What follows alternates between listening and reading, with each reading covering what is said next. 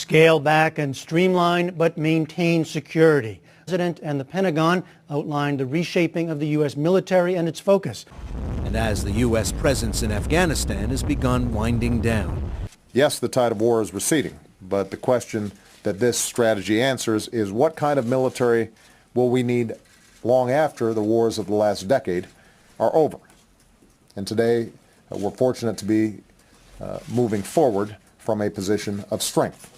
The Defense Strategy Review, outlined at the Pentagon, aims to refocus U.S. strategy toward an increased presence in the Pacific, with an eye toward China and its rapid military buildup. The review also marks a shift away from military budgets that exploded in the wake of 9/11. Congress enacted defense cuts last summer, amounting to more than $489 billion over the next 10 years. But the cuts will mean streamlining, with the Army dropping from 570,000 possibly to 490,000 soldiers over 10 years. The size of the Marine Corps is also expected to be reduced. He does not mean to repeat mistakes made after World War II and Vietnam by cutting too much. Our military will be leaner, but the world must know the United States is going to maintain our military superiority with armed forces that are agile, flexible, and ready for the full range of contingencies and threats. That did not stop criticism of the new strategy from Republicans in Congress. The chair of the House Armed Services Committee, California Congressman Howard "Buck" McKeon, issued a statement calling it a lead-from-behind strategy for a left-behind America. Должна размываться, даже если это удобно для достижения каких-то текущих политических целей, вплоть до цели избраться на соответствующую позицию. Это просто опасно для мирового порядка. А примеров государств в обход Организации Объединенных Наций, заявление о том, что тот или иной приходом к власти радикалов. Я уже не говорю, что в какой-нибудь момент такие действия, которые подрывают государственный суверенитет, могут закончиться вполне себе такой полноценной региональной войной. И даже, никого не хочу пугать, с применением ядерного оружия. Об этом применением ядерного оружия. The more unlawful assassination of Muammar Gaddafi, the administration has done nothing but show a disgusting abuse of executive power and criminal disregard for domestic and international law, a disregard that nations like Russia and even high-level U.S. military officials view as threats to national sovereignty. Russia has repeatedly stated that that is the issue over military intervention in Syria and Iran: sovereignty. That is the issue at stake with all the threats occurring at this point. And beyond a shadow of a doubt, it's what's at stake with the joint U.S.-NATO anti-ballistic missile system in Europe. And if his and others' warnings are not heeded, whether it's concerning Iran, Syria, or Russia directly, the United States will have violated the rights of a sovereign nation. The non-binding resolution H.R. 568 that overwhelmingly passed 401 to 11 effectively calls for a military attack on Iran when it obtains nuclear weapons capability. Our ground forces have not come under attack from enemy air forces since the Korean War. This is because the United States has been able to maintain air supremacy, providing the freedom of action required by the joint warfighter to emerge victorious on the battlefield. However, for the first time, our claim to air supremacy is in jeopardy. We are being challenged across the entire spectrum to include land, sea, air, cyber, and space. One of the most pervasive threats, modern ground-based air defenses, has reached unprecedented lethality. Our overwhelming success in Desert Storm highlighted the inherent vulnerabilities of our adversaries' defenses. Since then, there has been a global revolution to modernize air defense systems. At the heart of this threat is the Surface-to-Air Missile, or SAM. Since the first SAMs were deployed by the Germans in World War II, our adversaries and potential adversaries have relentlessly pursued their development in an effort to counter U.S. air power. Over time, nearly every air power advancement fielded has been matched by SAMs, becoming increasingly lethal against a greater variety of air targets at longer and longer ranges. Both Russia and China are producing state-of-the-art SAMs. Shown are several systems that are currently fielded that directly challenge our bid for air supremacy. These modern systems can engage as many as a dozen targets simultaneously, at ranges in excess of 100 miles. Furthermore, they are not tied to a prepared site. They are highly mobile, allowing them to relocate in minutes rather than hours or days. To illustrate the dynamics of the SAM threat, here is the threat ring posed by a Vietnam-era SA-2 SAM. It's located on the Washington Mall, with its short-range coverage. And now we add the SA-10 and the SA-20 system, the same system being sold to Algeria and Iran. You can clearly see the dramatic increases in ranges. Next we add the SA-21, which is currently deployed in Russia. And finally, Russia's developmental S-500 will be capable of engaging targets as far away as Charlotte and Buffalo. Senior Russian military officials have claimed this revolutionary aerospace defense system moves ahead of their potential enemies by 15 to 20 years. The system should be fielded by 2015. As you can see, these systems are being proliferated globally in battalion strength, and we expect this trend to continue. The proliferation of these lethal double-digit SAMs is currently one of the most significant challenges we face. The air defense threat is not restricted to land. These same systems are being deployed on board their ships, extending their air defense umbrella well over Taiwan.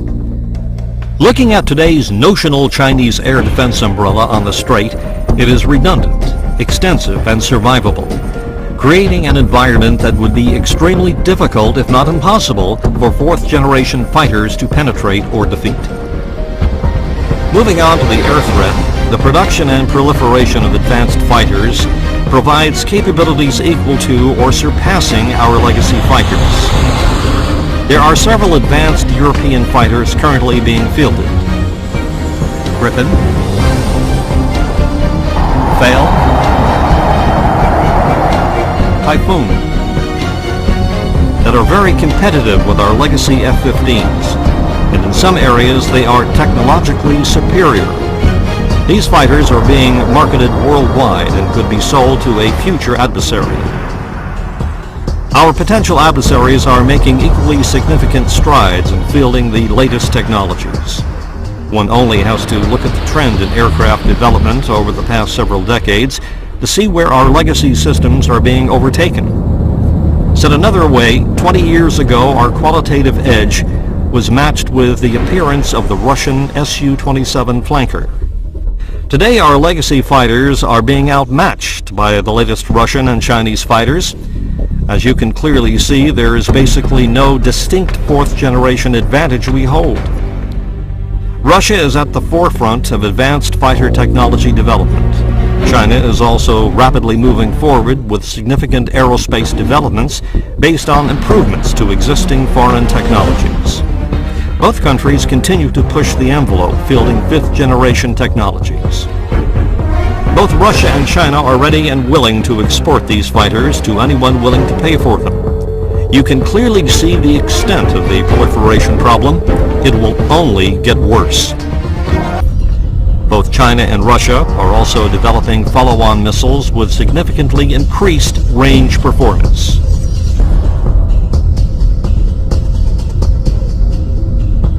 They are outpacing us in the missile arena and can directly challenge our AMRAAM superiority. Enhancing our adversaries' first-shot capability is their rapid integration of modern jammers, specifically digital radio frequency memory, or DRFM-based jammers. These jammers can capture and replicate, at high speed, our air intercept radars. It can return a false signal, leaving our fighters blind at the most critical moment of the fight. Again, both Russia and China are fielding DIRFM systems that can deny any first launch capability. Bottom line, the size of the stick no longer matters. This technology has shifted the first shot advantage into the adversary's court. Some of these fighters are equipped with very advanced Russian engines that incorporate thrust vectoring technology. This technology provides significant and dynamic maneuverability and turning capability. The F-15C is no longer the world's premier air superiority fighter. No matter how you look at it, Russian and Chinese advanced flanker variants have achieved parity or surpassed many of the Eagle's technological advantages.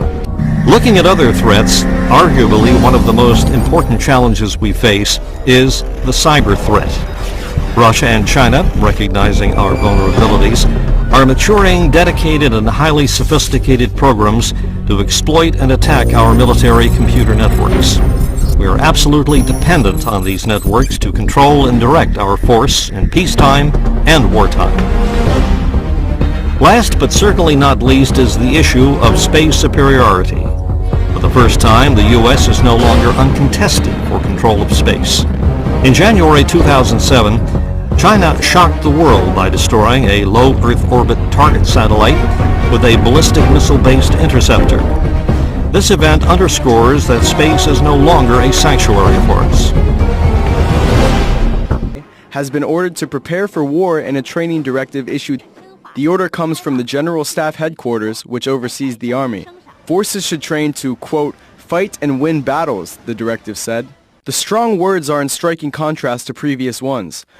In particular, the use of the word dazheng, Chinese for fighting wars, has not been seen before. Japan was not mentioned in the directive, but this commentary in the People's Liberation Army Daily conjures up images of the Japanese invasion of China during World War II.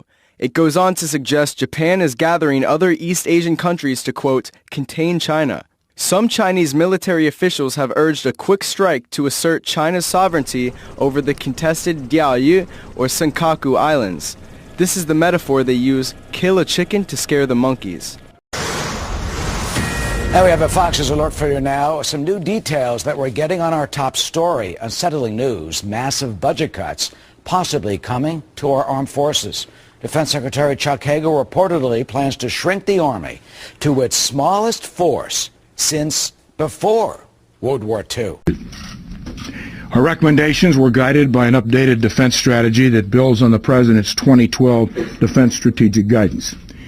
As described in the upcoming Quadrennial Defense Review report, this defense strategy is focused on defending the homeland against all strategic threats, building security globally by projecting U.S. influence and deterring aggression, and remaining prepared to win decisively against any adversary should deterrence fail. To fulfill this strategy, DoD will continue to shift its operational focus and forces to the Asia-Pacific, sustain commitments to key allies and partners in the Middle East and Europe, maintain engagement in other regions, and continue to aggressively pursue global terrorist networks. Our reviews made two new realities very clear. First, the development and proliferation of more advanced military technologies by other nations. That means that we are entering an era where American dominance on the seas, in the skies, and in space can no longer be taken for granted. Second, defense spending is not expected to reach the levels projected in the 5-year budget plan submitted by the President last year. Given these realities, we must now adapt, innovate, and make difficult decisions to ensure that our military remains ready and capable, maintaining its technological edge over all potential adversaries. However, as a consequence of large budget cuts, our future force will assume additional risks in certain areas. In crafting this package, we prioritize DoD's strategic interests and match them to budget resources.